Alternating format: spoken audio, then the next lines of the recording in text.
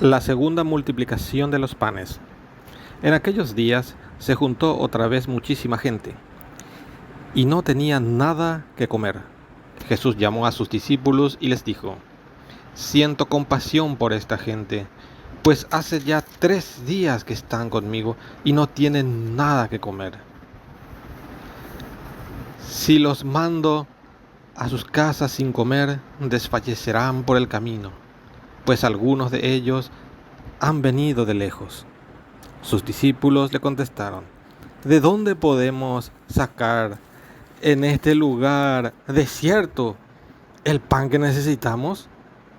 Jesús le respondió: ¿Cuántos panes tienen? Respondieron: 7. Entonces mandó a la gente que se sentara en el suelo y, tomando los 7 panes, dio gracias, los partió y empezó a dárselos a sus discípulos para que los repartieran. Ellos se los sirvieron a la gente. Tenían también algunos pescaditos. Jesús pronunció la bendición y mandó que también los repartieran. Todos comieron hasta saciarse, y de los pedazos que sobraron recogieron 7 cestos. Eran unos 4,000 los que habían comido. Luego Jesús los despidió. Enseguida subió a la barca con sus discípulos y se fue a la región de Dalmanuta. ¿Por qué estos piden una señal? Vinieron los fariseos y empezaron a discutir con Jesús. Querían ponerle en apuros y esperaban de él una señal que viniera del cielo. Jesús suspiró profundamente y exclamó: ¿Por qué esta gente pide una señal? Yo les digo que a esta gente no se le dará ninguna señal. Y dejándonos, subió a la barca y se fue al otro lado del lago. Los discípulos se habían olvidado de llevar panes, y tan solo tenían un pan en la barca. De repente él les hizo esta advertencia: abran los ojos y cuídense tanto de la levadura de los fariseos como la de Herodes. Se dijeron unos a otros: la verdad es que no tenemos pan. Jesús se dio cuenta y les dijo: ¿por qué estos cuchicheos? ¿Por qué no tienen pan? Todavía no entienden ni se dan cuenta. ¿Están ustedes tan cerrados que tienen ojos, no ven, teniendo oídos, no oyen? ¿No recuerdan cuando repartimos 5 panes entre 5,000 personas? ¿Cuántos canastos llenos de pedazos recogieron?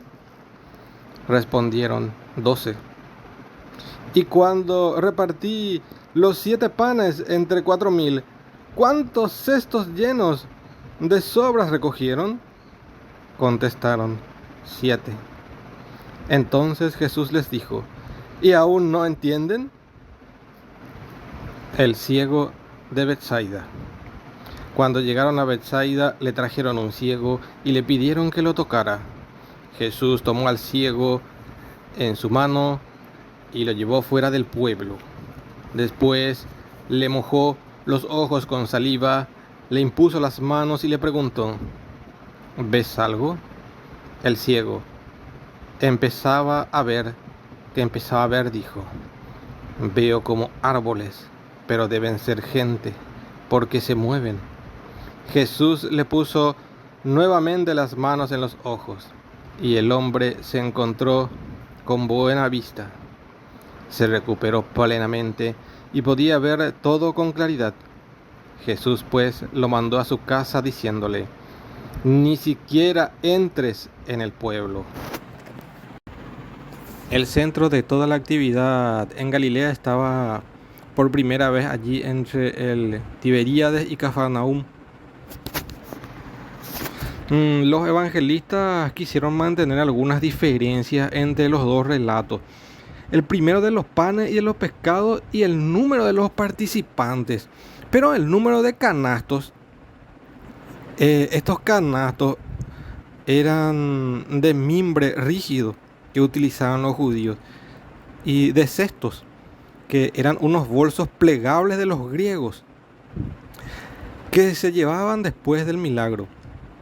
La cifra 12 lleva a pensar en las 12 tribus de Israel y en los 12 apóstoles.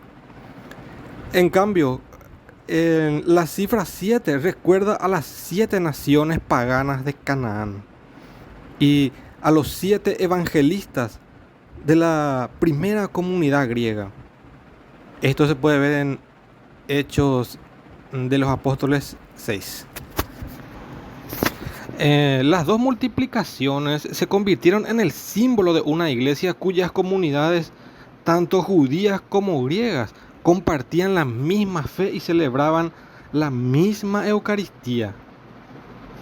Y así es como, por ejemplo, en Marcos 6, verso 41 dice: pronuncia la bendición, que eran las palabras propias de la Eucaristía en el ambiente judío. Y en 8, verso 6 escribe: da gracias, que eran los términos consagrados en las comunidades griegas. Nuestro Señor Jesús se queja porque le exigen siempre señales para creer. Por ejemplo, podemos ver en Juan 4, verso 48. Para Él, la señal que Dios da, así como la respuesta a nuestras peticiones, deben ser acogidas como el don de una persona que se revela libremente. Podemos ver Juan 16, verso 24.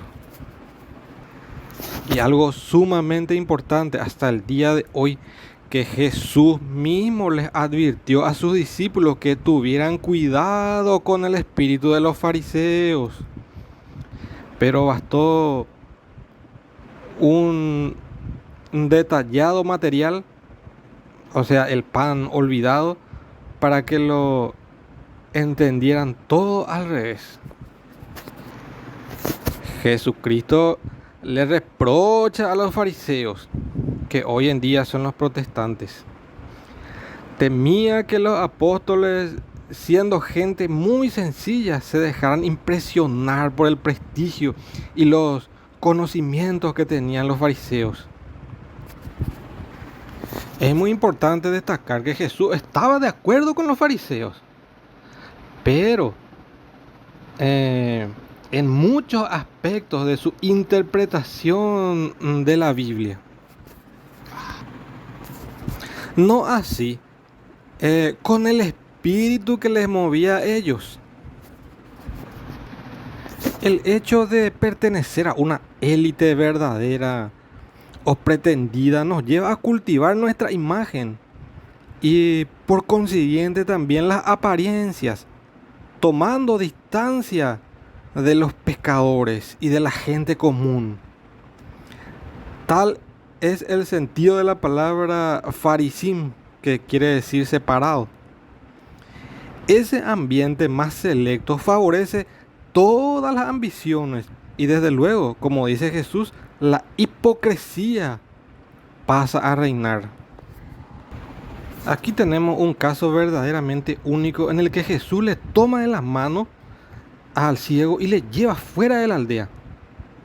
Pero no tenemos que imaginar tan fácilmente, ¿verdad?, que los 12 apóstoles lo siguieron en procesión.